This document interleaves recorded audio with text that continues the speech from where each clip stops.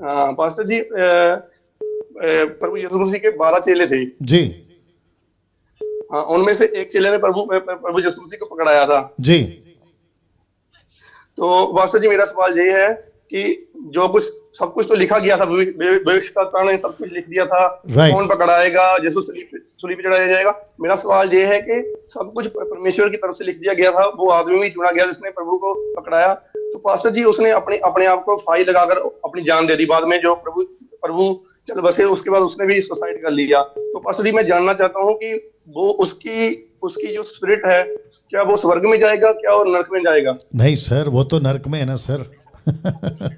फांसी लेने वाला, अब आपके सुसाइड पास। करने वाला जी जी। नरक स्वर्ग में नहीं जा सकता ना मैं भैया। इसलिए पूछ बिल्कुल बिल्कुल, मैं इसलिए आपसे पूछ रहा हूँ क्योंकि वो तो परमेश्वर की ओर से था ना, कि परमेश्वर ने चाहा ऐसा आदमी आएगा, वो प्रभु के साथ रहेगा, प्रभु के साथ काम करेगा, बाद में प्रभु को पकड़ाएगा। वो तो प्रभु के साथ, वो उस इंसान ने थोड़ा चाहा था कि मैं ऐसा, उसका खुद का तो था नहीं।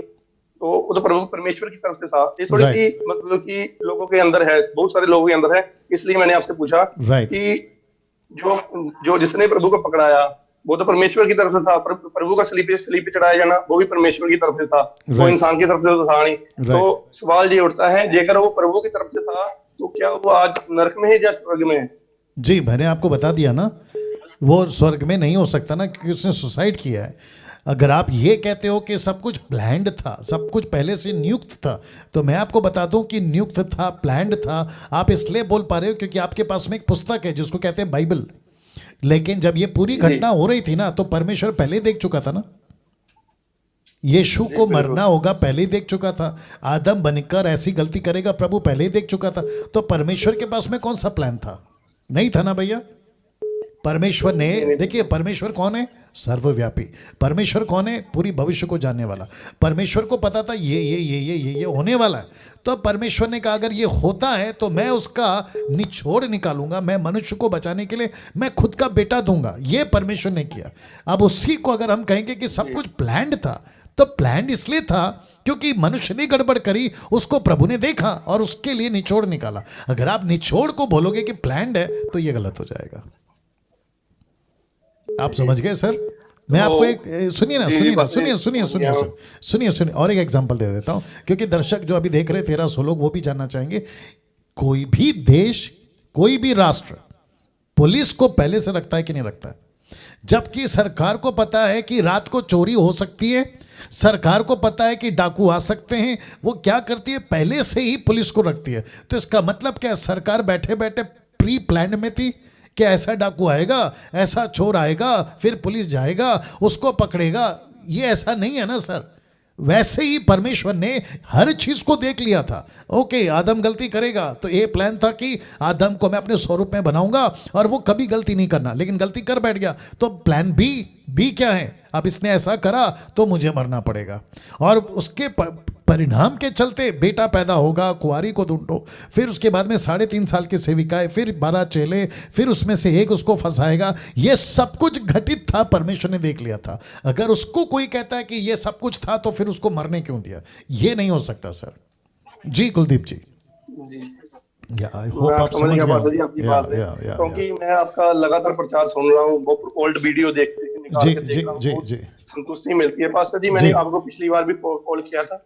मैंने आपसे कहा था कि पंजाब के लिए कुछ किया जाए, जरूरी है। पंजाब में भी मसीह मंथन की चर्च होनी चाहिए, जहाँ पे आपका सच्चा प्रचार होना चाहिए। आप कोई ऐसा कोई कार्य पास्टर जी बहुत जरूरी है, जी क्योंकि मैं मैं आपकी आपको, वीडियो देखता हूँ, पंजाब के लोग बहुत प्रभावित हुए हैं आपकी वीडियो राइट से। राइट जहाँ राइट जहाँ पे आप गए हो, जहाँ जहाँ आपने प्रचार किया है, वहाँ के लोग चेंज हुए हैं पास्टर जी राइट बहुत। राइट। वो अभी भी आपको चाहते हैं कि पास्टर डैनियल आज हमारे यहाँ पे प्रचार करें, हमारे यहाँ जी करें। जी जी उनके दिल की अभी भी इच्छा है। जी पर जी पास्टर जी, ऐसे कैसे हो सकता है? आपको कुछ करना होगा इसके लिए, पंजाब के लिए भी। जी, मैं आपको वही बता रहा था कि हम कर चुके हैं। एक व्यक्ति हैं जिनकी अभी अभी शादी हुई है, बिल्कुल जवान है वो, पति पत्नी, और उनका नाम है पास्टर डेविडसन, और वो रहते हैं पंजाब के चंडीगढ़ में। आपको पता होगा चंडीगढ़, राइट?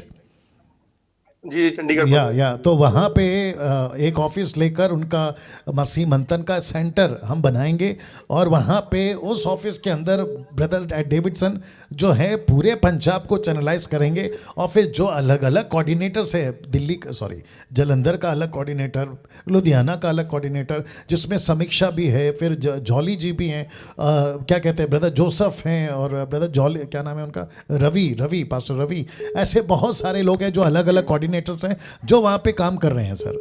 तो ये प्लान तो हम कर रहे हैं सर। जी बिल्कुल, बहुत धन्यवाद पास्टर जी आपका। क्योंकि अगर ऐसा नहीं हो पाएगा तो मेरा जिंदगी मेरे लाइफ में था कि अगर पास्टर जी का प्रचार पंजाब में नहीं हुआ तो पंजाब कभी नहीं बच पाएगा। राइट, क्योंकि पंजाब बहुत नीचे जा रहा है पास्टर जी। पता है प्रभु में ऊपर नहीं उठ रहा, बहुत नीचे जा रहा है। Right, I agree. चलिए बिल्कुल करेंगे सर, या बिल्कुल करेंगे सर, क्योंकि काफ़ी लोग कॉल कर रहे हैं ना, तो सबको भी लेना होगा। But thank you so much. और आप जब जी कोई दिक्कत नहीं, आप कल परसों फिर कॉल करिए, कोई दिक्कत नहीं, ठीक है।